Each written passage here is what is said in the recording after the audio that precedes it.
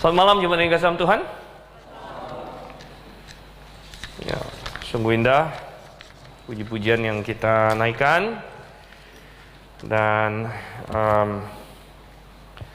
memang setiap saat ya Tuhan menyertai kita.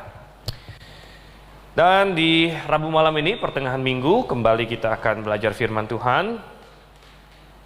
Hari ini saya mengajak kita untuk membuka satu ayat yang saya yakin tidak terlalu asing bagi kita. Kita buka dalam Roma pasal 8 ayatnya yang ke-28.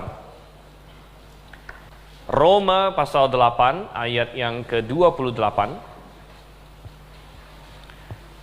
Kalau sudah dapat, kita akan bacakan bersama-sama. Oke. Roma 8 ayat 28. 1, 2, 3. Kita tahu sekarang bahwa Allah turut bekerja dalam segala sesuatu untuk mendatangkan kebaikan bagi mereka yang mengasihi Dia, yaitu bagi mereka yang terpanggil sesuai dengan rencana Allah. Mari kita berdoa. Bapa di surga, Tuhan, kami datang dan kami di Rabu malam ini berjemaat, dan kami datang untuk meminta pimpinanmu, meminta bantuanmu, bimbinganmu, agar kami memahami firman dan kebenaran yang Engkau ingin kami pahami, menjadi bekal kami untuk minggu ini dan juga nanti sebelum kami berdoa bersama. Pimpin Tuhan, kami serahkan waktu renungan ini dalam tangan-Mu. Kami berdoa dalam nama Yesus Kristus. Amin. Oke. Ya, ayat ini tidak asing lagi bagi kita, ayat yang terkenal. Tapi saya ingin mengaitkannya dengan situasi yang kita hadapi saat ini. Ya, kita tahu sendiri, dunia, dan bukan hanya dunia, ya, termasuk kita di Jakarta dan di Indonesia di sini, kita sedang menghadapi pandemi. Pandemi ini sudah 2 tahun lebih sekarang. Bukan hanya pandemi, tetapi dalam beberapa minggu terakhir, katanya, atau bukan hanya katanya, memang kita menghadapi gelombang baru. Katanya ada gelombang Omikron, ya, Omikron, gitu. Dan ya, itu kita hadapi. Ada yang sakit, ya, ada orang yang mungkin kita kenal sakit, ada jemaat yang sakit, dan lain sebagainya. Tetapi kita melihat di dalam teks ini, ayat ini, bahwa Allah turut bekerja dalam segala sesuatu, katanya. Bahkan kalau kita cek dalam bahasa aslinya, kata Allah yang pertama di sini bahkan sebenarnya tidak ada dalam bahasa aslinya. Jadi kalau Anda cek dalam King James Version, ayat ini bunyinya adalah, kita tahu sekarang bahwa segala sesuatu turut bekerja untuk mendatangkan kebaikan. Ya, segala sesuatu turut bekerja untuk mendatangkan kebaikan. Kata segala sesuatu adalah kata yang sangat luas. Segala sesuatu itu tidak ada batasan. Segala sesuatu ya berarti segala sesuatu. Luas sekali, segala sesuatu. Tetapi yang menjadi batasan di sini adalah kalimat atau frase selanjutnya. Memang segala sesuatu bekerja untuk mendatangkan kebaikan, tapi bagi mereka yang mengasihi Dia, yaitu mengasihi Allah. Segala sesuatu tidak ada batasan. Segala sesuatu bekerja untuk kebaikan, tapi dibatasi. Dibatasi untuk siapa? Untuk mereka yang mengasihi Allah, mengasihi Tuhan, gitu. Dan kalau begitu kita bertanya, ya, apakah pandemi ini, apakah gelombang Omikron ini termasuk dalam segala sesuatu? Jawabannya adalah iya. Dan pandemi ya, bekerja untuk kebaikan, tetapi bukan untuk semua orang, ya. Untuk mereka yang mengasihi Dia, mengasihi Tuhan. Dan siapa yang mengasihi Tuhan? Siapa yang mengasihi Tuhan? Di dalam surat Yohanes, sang rasul berkata bahwa kita bisa mengasihi Tuhan hanya karena Ia terlebih dahulu mengasihi kita. Orang yang mengasihi Tuhan harus orang yang sudah menerima kasih Tuhan itu. Orang yang sudah diselamatkan. Sebagaimana Paulus katakan dalam 2 Korintus, barang siapa tidak, atau 1 Korintus ya, barang siapa tidak mengasihi Tuhan, anatema, terkutuklah dia. Nah, hari ini saya ingin mengajak kita melihat hal ini, bahwa pandemi bekerja untuk kebaikan kita, orang-orang yang mengasihi Tuhan. Ya. Tetapi judul yang saya akan angkat pada malam hari ini adalah jangan menyia-nyiakan pandemi. Jangan menyia-nyiakan pandemi ini. Kalau kita percaya apa yang firman Tuhan katakan, maka kita percaya kalau kita adalah orang yang diselamatkan, kita adalah orang yang sudah mengenal Tuhan, kita mengasihi Tuhan, bahwa Allah turut bekerja dalam pandemi, atau bahkan dikatakan juga pandemi ini bekerja untuk kebaikan kita bahkan. Cuman banyak orang tidak menyadarinya, banyak orang Kristen bahkan tidak menyadarinya, sehingga bisa saja menyia-nyiakan pandemi ini. Maka jangan kita menyia-nyiakan pandemi ini. Dan saya akan mengajak kita melihat bagaimana caranya kita bisa menyia-nyiakan pandemi.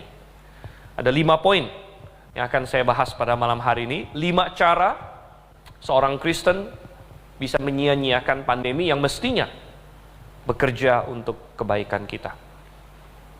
Cara yang seperti apa, saudara yang kasih Tuhan? Yang pertama, orang percaya bisa menyia-nyiakan pandemi ini kalau dia tidak percaya bahwa Allah punya tujuan dalam pandemi ini. Dia tidak percaya. Anda menyia-nyiakan pandemi ini kalau Anda tidak menyadari dan Anda tidak percaya bahwa Allah punya tujuan dalam pandemi ini, tujuan yang spesifik bagi Anda.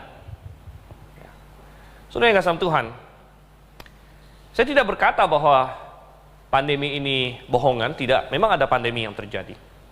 Kita juga tidak mengecilkan berbagai kesusahan yang dialami. Kita semua merasakan kesusahan itu. Tapi saudara yang kasih Tuhan, Tuhan punya rencana, Tuhan punya tujuan di dalam semua itu. Ini bukan sesuatu yang random terjadi. Tuhan memegang kendali. Salah satu kitab yang sangat indah dalam Alkitab adalah kitab Ayub. Ayub mengalami penderitaan yang luar biasa. Lebih dari semua yang pernah kita alami. Bagaimana dia kehilangan semua hartanya. Dari kekayaan yang begitu luar biasa, semua habis dalam 1 hari. Dan lebih daripada itu, dia kehilangan keluarganya. Anak-anaknya 10 orang meninggal. 10 anak meninggal dalam 1 hari. Anda bisa bayangkan, ini tragedi yang luar biasa. Istrinya menjadi jauh dari dia. Dan tidak cukup sampai di sana, kemudian dia terkena penyakit, saudara kasih Tuhan, yang sebenarnya lebih parah dari COVID sebenarnya, saya lihat. Penyakit Ayub ini lebih parah, dan kalau bukan Tuhan intervensi, dia akan mati di situ. Di mana dia sakit dari ujung kepala sampai ke ujung kaki.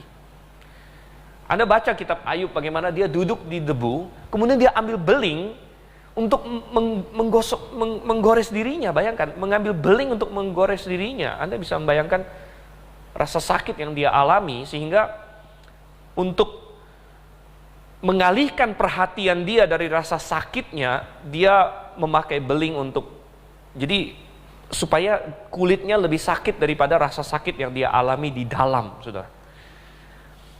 Banyak orang berpikir bahwa bisa jadi dia kena kanker atau apa segala macam, kita tidak tahu penyakit apa yang dia hadapi, gitu ya. Namun, saudara yang kasih Tuhan, Ayub, ya, Anda baca kitab Ayub, dia senantiasa berseru kepada Tuhan. Datang lagi teman-temannya mau menghibur dia, tapi mau menghibur dia bukan menghibur, malah menuduh dia. Ayub, kamu seperti ini karena kamu berdosa. Ayo akui dosa kamu. Dan Ayub hanya berseru kepada Tuhan, Tuhan, kenapa Tuhan, kenapa Tuhan? Bahkan dia sempat mau meminta Tuhan menjawab, menuntut Tuhan menjawab dia. Nah, di situ Ayub memang membuat kesalahan bahwa dia menuntut Tuhan harus menjawab dia. Tapi Tuhan berkata sebenarnya dia tidak melakukan kesalahan apa-apa yang menyebabkan dia harus terkena ini. Melainkan Tuhan punya tujuan. Tuhan punya tujuan ketika dia mengizinkan hal ini terjadi kepada Ayub. Nah, kita harus percaya bahwa kalau kita adalah orang yang diselamatkan, maka Allah turut bekerja dalam segala sesuatu. Termasuk di dalam pandemi, termasuk kalau Anda sakit. Sakit apapun itu, COVID kah, demam berdarah kah, tifus kah, kanker kah, Tuhan punya suatu tujuan. Tuhan punya tujuan, ini bukan sesuatu yang acak terjadi kepada Anda. Aduh, saya sial sekali. Saya sial sekali.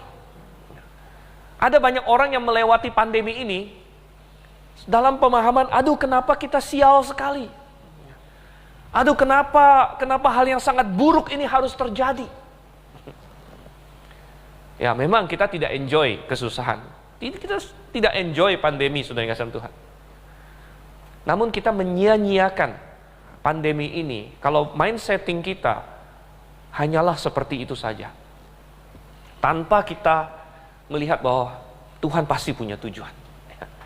Tuhan punya tujuan dan juga tujuan untuk saya pribadi. Apa yang Tuhan ingin kerjakan dalam hidup saya? Apa yang Tuhan ingin, kenapa Tuhan izinkan ini bukan hanya menimpa dunia, tapi menimpa saya secara pribadi. Tuhan punya tujuan. Ya. Dan kalau kita tidak merenungkan itu, kita akan kehilangan banyak berkat yang mestinya kita bisa dapatkan.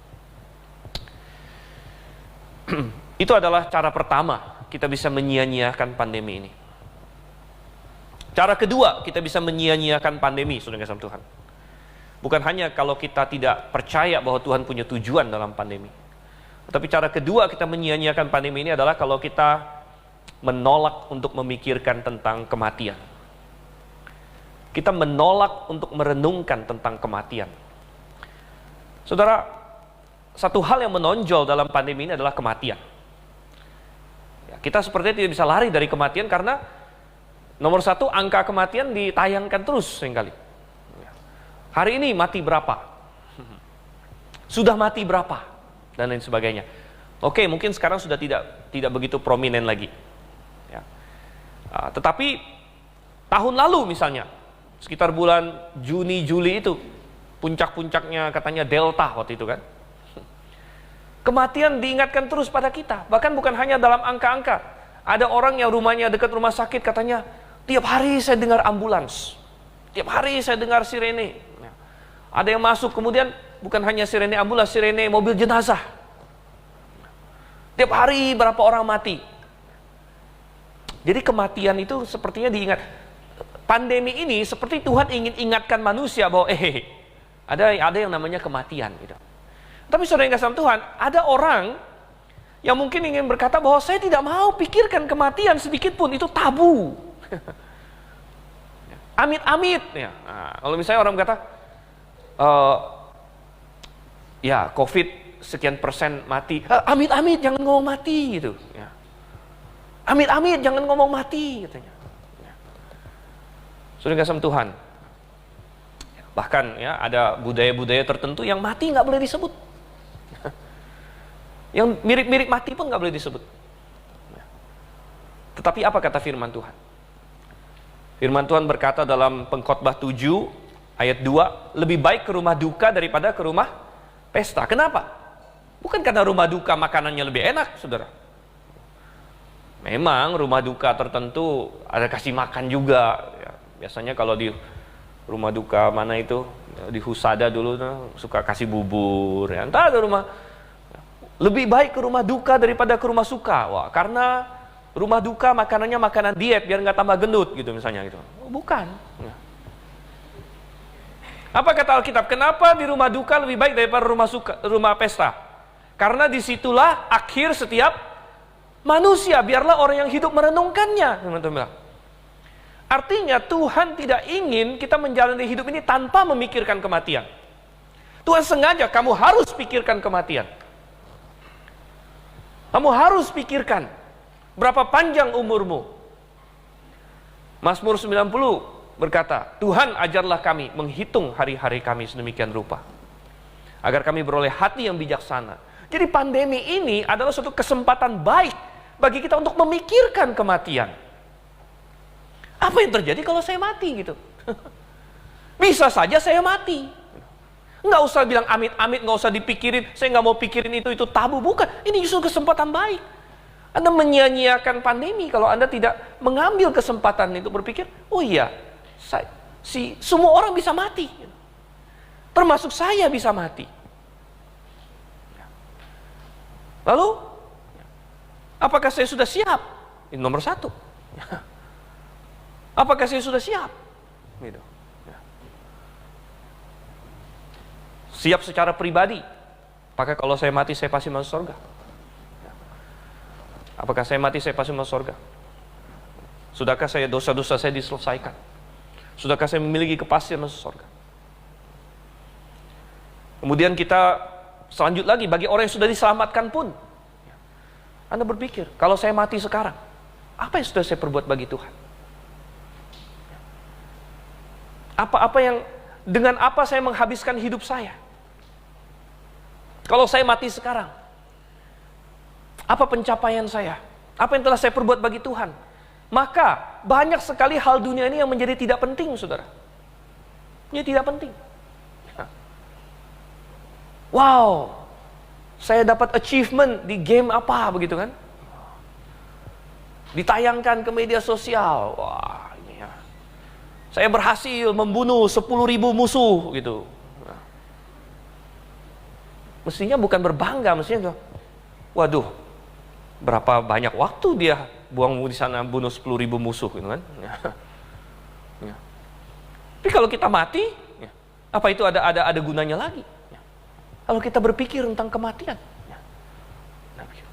ajar kami menghitung hari-hari kami sedemikian, sehingga kami beroleh hati yang bijaksana. Dan pandemi ini adalah suatu kesempatan baik bagi kita untuk merenungkan hal tersebut. Memikirkan seberapa siap kita secara komunitas. Kalau saya mati sekarang, adakah orang yang saya kasihi yang mestinya saya nggak pernah bersaksi kepada dia dan sebagainya. Dan bagaimana kita menghadapi itu? Kita masuk ke dalam poin yang ketiga, saudara Tuhan. Bagaimana kita bisa menyia-nyiakan pandemi ini? Padahal pandemi ini bekerja untuk kebaikan kita. Tuhan bilang, ya, kita bisa menyia-nyiakannya kalau kita menolak untuk percaya bahwa ada tujuan Tuhan. Kita menyia-nyiakannya kalau kita menolak untuk merenungkan masalah kematian dan kemungkinan kematian.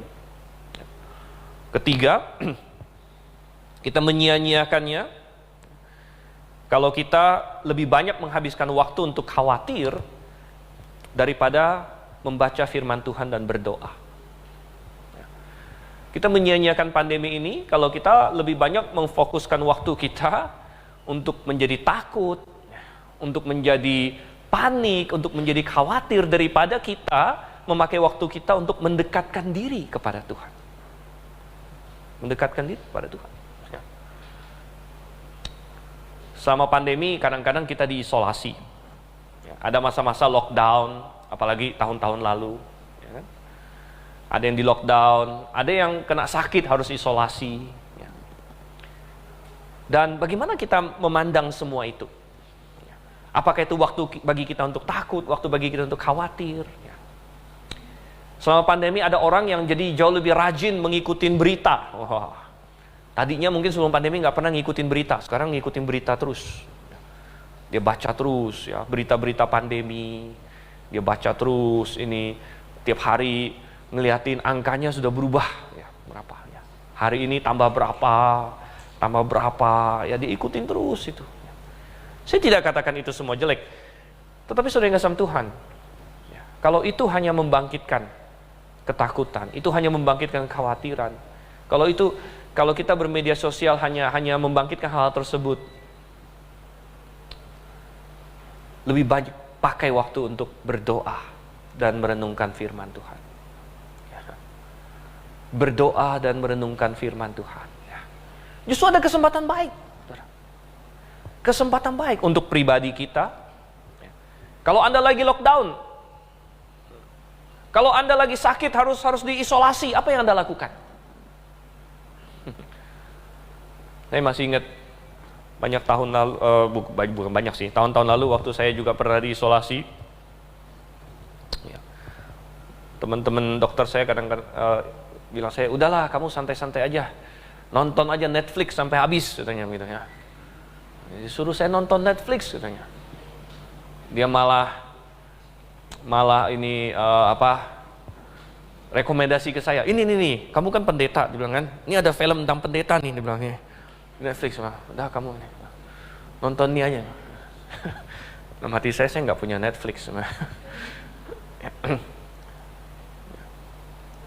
Ada orang bilang, wah, mumpung lagi lockdown, download ini drama Korea semua, biar ini saya habisin aja ini 60 episode gitu kan ya.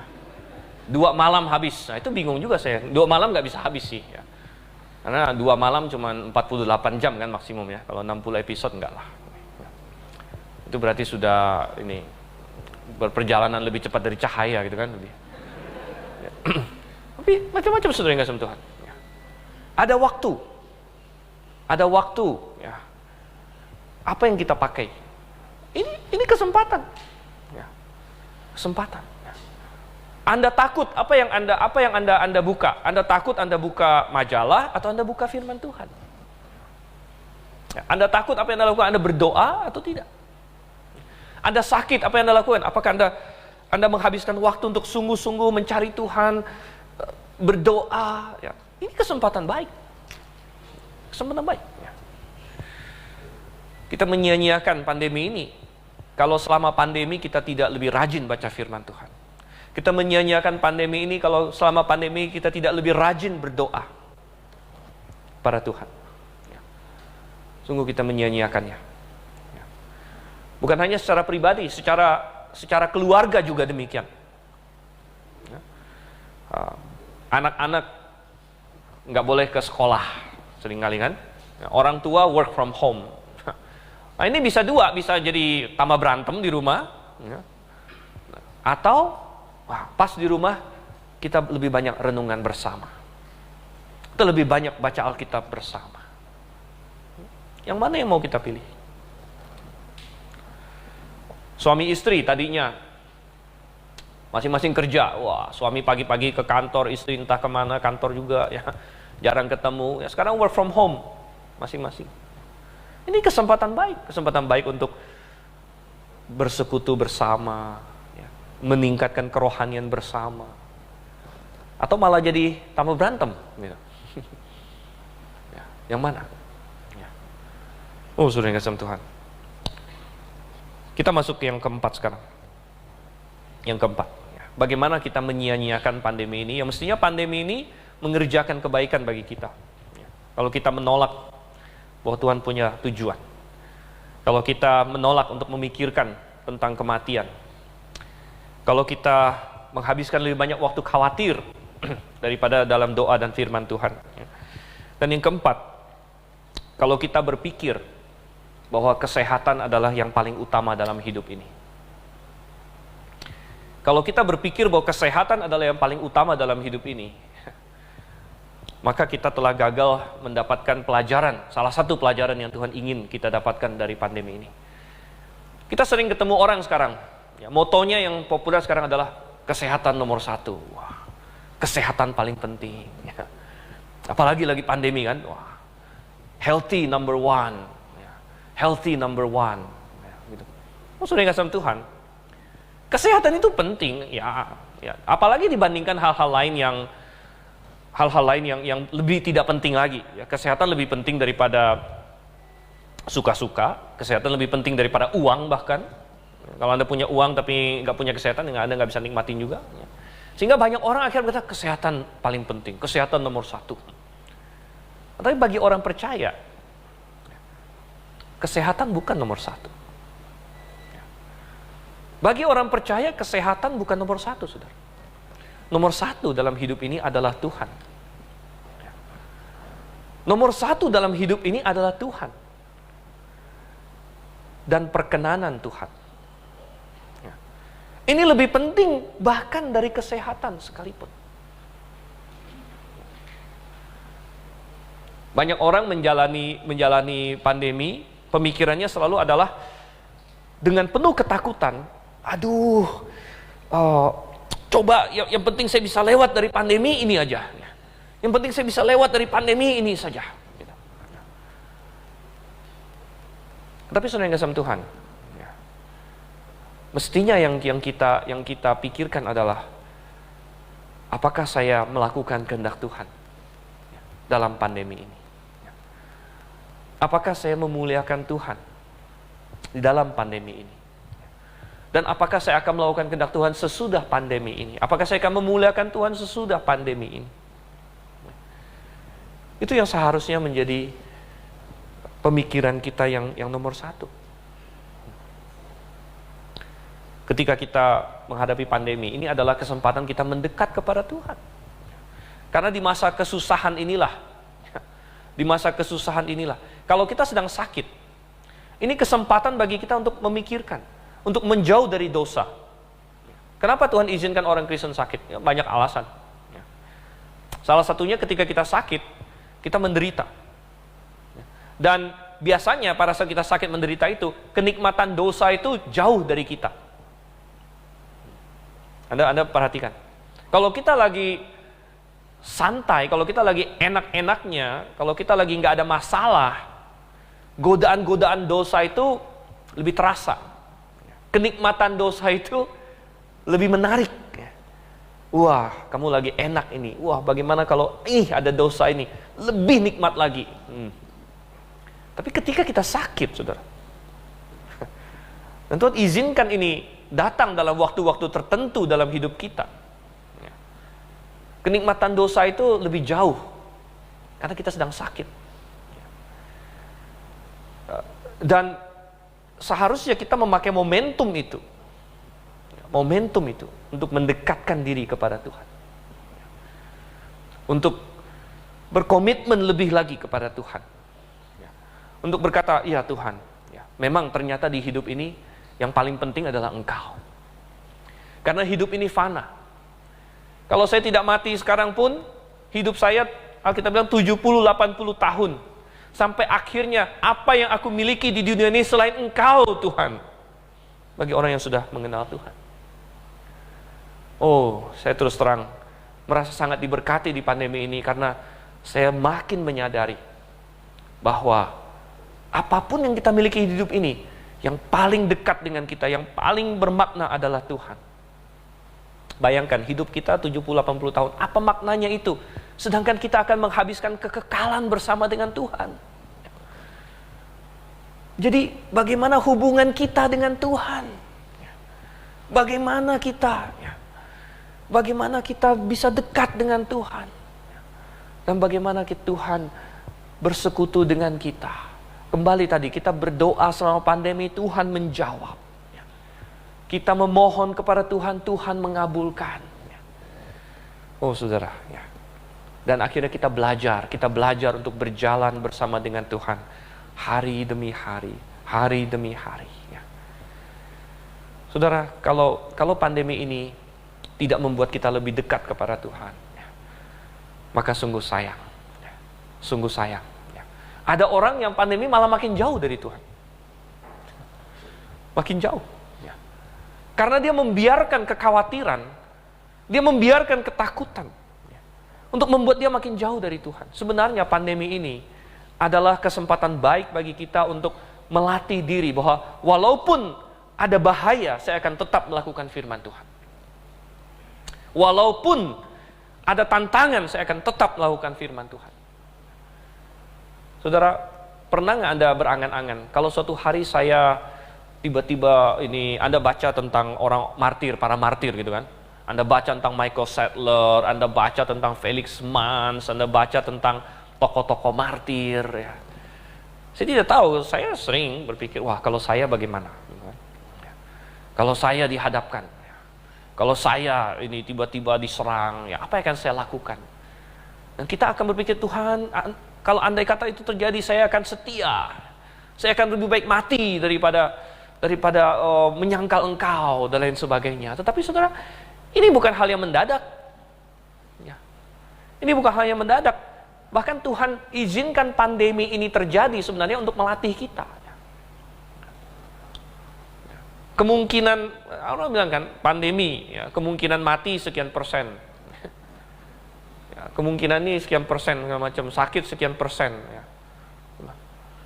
Yang baru sekian persen aja, kita udah ketakutan gitu. Ya. Bagaimana kalau misalnya pedang udah di sini, kalau pedang ditebas, ini bukan sekian persen, 100%, saudara. Ya. Saya belum pernah ketemu orang yang dipenggal kepalanya putus masih hidup gitu. 100% mati. 100%. Dan bilang, Tuhan, kalau pedang di sini, saya akan setia pada Engkau. Oke. Agak setia. Kita latih dulu. Latih. Ya, nggak usah yang 100% lah. Yang 2% dulu. 2%. Setia nggak? Oh, sudah nggak sama Tuhan. Ya. Makanya, kadang kita berpikir, kesehatan nomor satu, saudara. Ya. Kalau kesehatan nomor satu, Tuhan Yesus nggak akan naik ke kayu salib. Ya. Karena naik ke kayu salib itu sangat tidak sehat. Ya. Dipaku itu sangat tidak sehat. Ya. Tapi Tuhan Yesus berkata, bukan kehendakku, tetapi kehendakmu. Ya. Dan dia maju ke kayu salib. Yang kelima dan terakhir,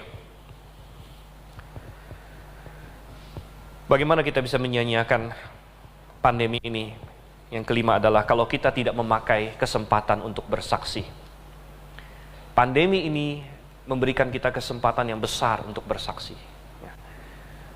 Dan kalau kita tidak memakai pandemi ini kesempatan untuk bersaksi, maka kita menyia-nyiakan pandemi ini. Sama-sama pandemi, orang lebih sensitif tadi, saya katakan, terhadap kematian.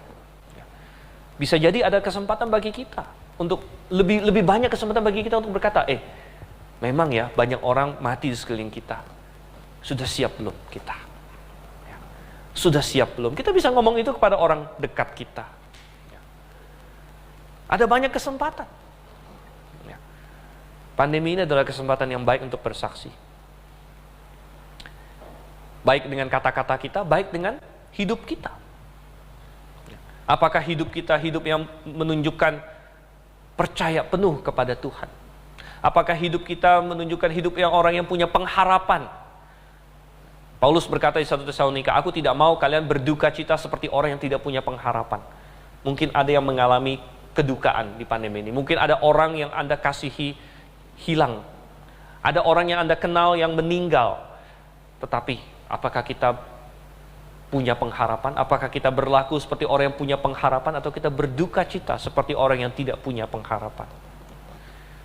Ini berbeda. Ini adalah kesempatan baik bagi kita untuk bersaksi. Banyak orang yang tidak tahu kemana harus memegang. Salah satunya makanya saya menuliskan traktat untuk pandemi, karena saya pikir ini kesempatan baik.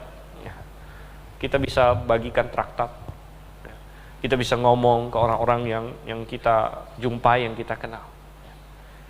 Dan dengan demikian, pandemi ini bisa membawa jiwa-jiwa tertentu kepada Tuhan.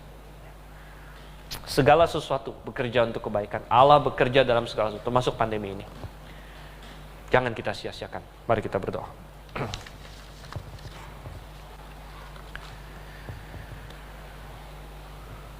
Bapa di surga, Tuhan, terima kasih Engkau adalah Allah yang mengasihi kami. Engkau tidak punya keharusan menyelamatkan kami, namun Engkau menyelamatkan kami. Dan yang paling indah dalam hidup ini adalah mengenal Engkau. Orang yang tidak mengenal Engkau, Tuhan, hidupnya kesia-siaan. Namun karena kami mengenal Engkau, kekekalan menjadi bermakna. Terima kasih Tuhan. Terima kasih Engkau bekerja dalam segala sesuatu. Dan termasuk Tuhan dalam gelombang ini, dalam pandemi ini, apapun itu juga. Kiranya kami mengikuti tuntunan-Mu terus dalam semua itu. Kami berdoa dalam nama Yesus Kristus. Amin.